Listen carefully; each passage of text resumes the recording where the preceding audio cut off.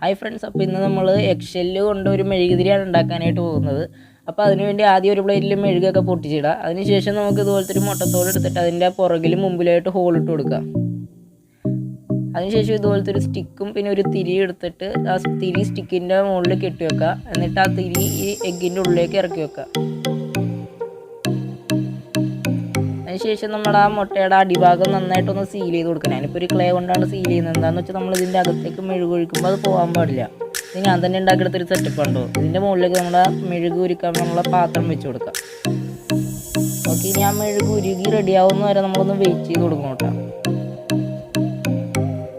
ഏകദേശം ഉരുകി വരുമ്പോഴത്തേക്കും നമുക്ക് ഏത് കളറാണോ വേണ്ടത് ആ കളറിൻ്റെ ഒരു വാക്സ് ക്രയോൺ എന്തെങ്കിലും ഇട്ട് കൊടുക്കുക. അതിനുശേഷം നമ്മുടെ എഗ്ഗ് എടുത്തിട്ട് ഏതെങ്കിലും ഒരു നനങ്ങാതിരിക്കണം, അത്രേ ഉള്ളൂ. ഞാനിപ്പോൾ ഒരു തെർമോക്കോളിൻ്റെ പീസിൻ്റെ മുകളിലാണ് വെച്ച് കൊടുത്തേക്കുന്നത്.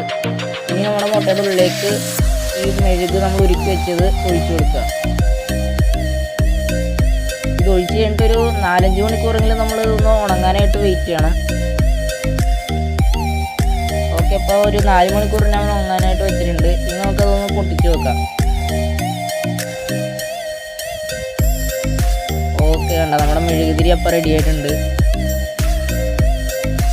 ഇനി നമുക്കിത് കത്തിച്ച് നോക്കേണ്ട ഒരു പണിയും കൂടെ ഉള്ളൂ.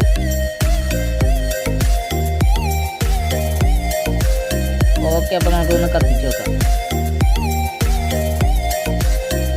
വളരെ നന്നായിട്ട് തന്നെ ഇത് കത്തുന്നുണ്ട്. നമുക്കൊരു ഡെക്കറേഷൻ ഐറ്റംസ് ഒക്കെ പോലെ ഇങ്ങനെ വെക്കാൻ പറ്റിയൊരു സംഭവമാണത്. ഓക്കെ, അപ്പോൾ ഇത്രയുള്ള ഇന്നത്തെ വീഡിയോ ഇഷ്ടപ്പെട്ടു എന്ന് വിചാരിക്കുന്നു. അടുത്തൊരു വീഡിയോയിലേക്ക് കാണുന്നവരെ ബൈ.